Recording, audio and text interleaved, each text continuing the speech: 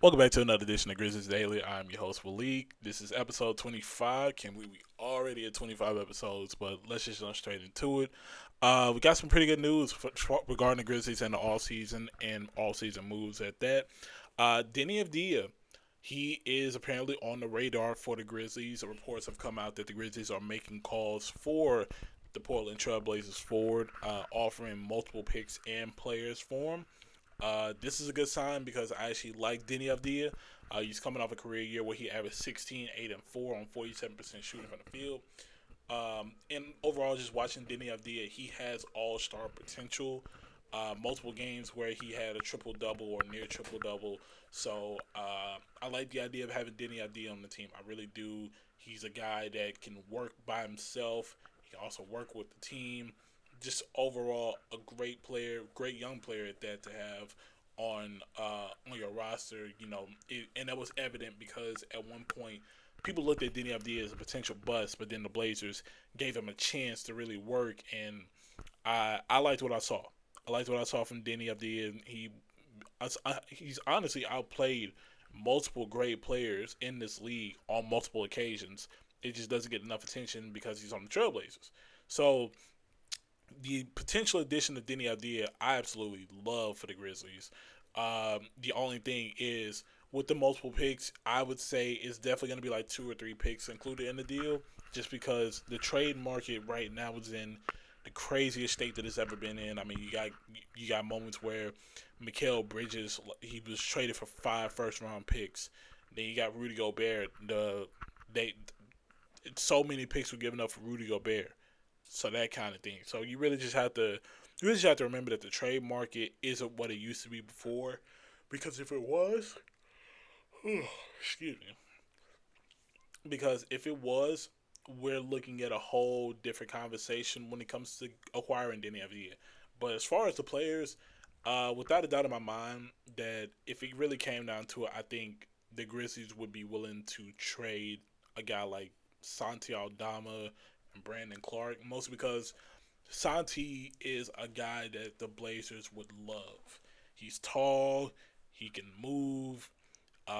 Obviously, there's questions on defense, but he's he's essentially kind of like Denny Abdia. So you try to trade for his replacement, makes sense. So I think Denny Abdia to the Grizzlies. I think it's a possibility we see that deal. I truly think it does happen, which I cannot go against. I like the deal, but at the same time, would like a little more experience. But if you can get a guy like Danny Avdia, then I'm all for it. So I can't really complain when it comes to that. So yeah, that's just something that we'll be following throughout the entire all season. Just hope for the best as the Grizzlies try to figure things out and really bounce back from the year of last year. So hopefully for the best. Something else that we also found out, just a reiteration of things, the relationship with John Morant and the Grizzlies is strong, and that's according to sources. Um, very, very good news to hear. Obviously, this is something most Grizzlies fans kind of already knew. We really knew this already.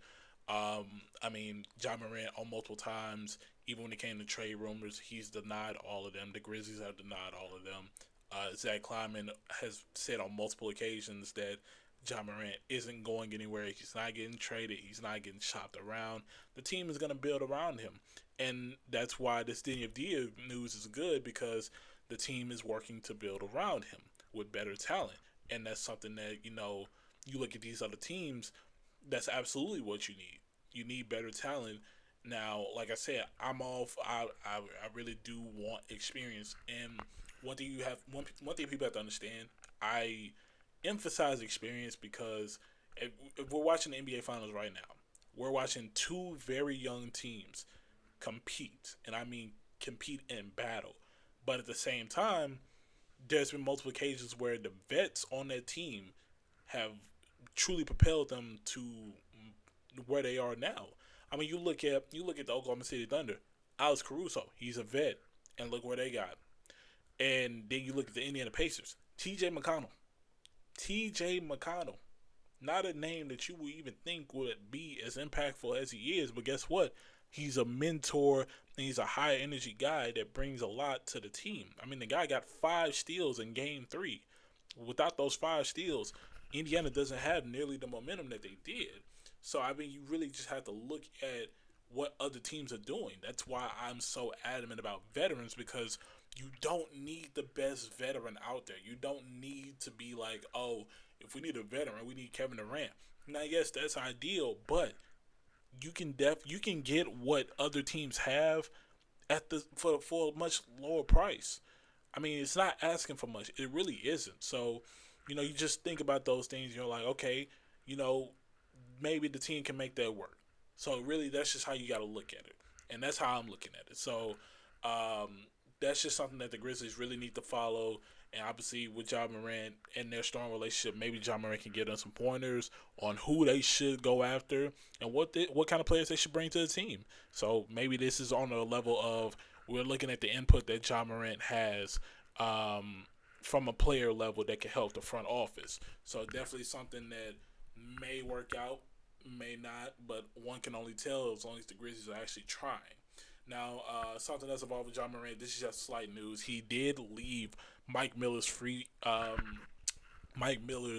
agency, which is Lift Sports Management. John Morant joined them last year after leaving his original agency. So unclear why he would leave on such short notice with just a year. Maybe there was a disagreement that both sides had that just realized it wasn't going to work, or maybe John Morant wanted to go to a different route. I mean, he does. I mean, soon he's going to ask for a new contract, and maybe he felt like the agency wasn't really putting him in the right direction for a new contract. So one can only hope that this means something positive for the future when it comes to John Morant.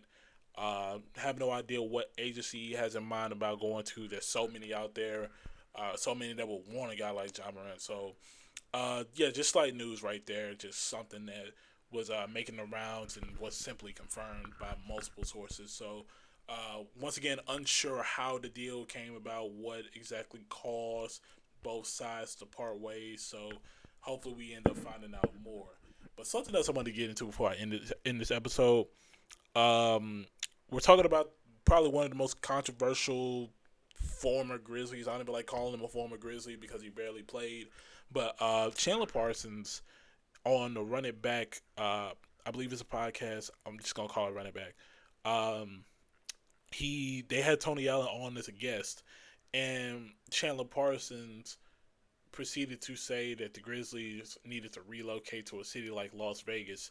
And all I have to say is, I expect 100% a guy like Chandler Parsons to say something like that, because he doesn't think before he talks. This is a guy that takes every chance he can to make fun of the Grizzlies or say things controversial in front of the players, which is why a lot of fans, they see these clips and they're like, the team shouldn't even entertain or join the show at that. Now, granted, it's all probably because of the deal with FanDuel Sports Network that broadcasts the Grizzlies games. Other than that, that team has none of the players on that team have no reason. I mean, no reason at all to join that show. We saw Gigi say some things that, a lot of people like maybe he shouldn't have said that. And just other cases where, Chandler Parsons tries to bait guys into saying the wrong thing or something controversial just so he can prove a point. So, yeah, Chandler Parsons, he's a clown. He's never done anything good for the Grizzlies. Don't even know why he still really talks on them as much as he does. I mean, you look at it, Chandler Parsons literally does not talk about any of the other teams that he's played for, and he's played for some good teams, the Rockets, the Mavericks, and some other teams that I can't really remember. But, just he's a good player. He was a good player, but it's just like you try to play the villain role on a city that really does not care about you at all. And it's been known that, but Chandler Parsons just tries his hardest to be the villain, and he knows with this platform he has all the capabilities of doing that. So really, just anything with Chandler Parsons' name in it, we take with a grain of salt over here. We don't really care. Just something that really just sparked my interest, because that's probably the first time I've ever heard someone in, I guess, the media. I don't really classify him as media, but somebody in the media just saying the Grizzlies of all teams should relocate, even though it's been on record said by multiple players that the Grizzlies is one of the hardest Memphis is one of the hardest places to play in, but it's also one of the best places to play energy wise, even on road, even the teams that play on the road say that Memphis is a great city to play in. So really, just clown behavior. Just a guy that wants every big market city to have a team and just take away the true fandom and just have a bunch of millionaires at courtside just to look pretty. So nobody really cares about the fandom, and he's sure one of them because if he did, he wouldn't have done what he done and actually cared about the fans. So yeah, anything Chandler Parsons in it, we don't care about that. That's just simple as that. But that's all I got for today. Like I said, when it comes to news such as Denny AD or John Morant, we're definitely going to stay on top of those all throughout the all season, especially with Denny AD. With the calls being made right now, is a possibility that, hey, they may be close to a deal just, till we get some things out, but we don't know that right now. So we just got to wait and see what comes out and how it goes from there.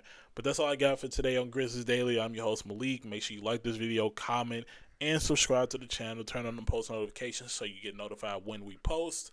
And as for me, y'all be good until the next one. Have fun.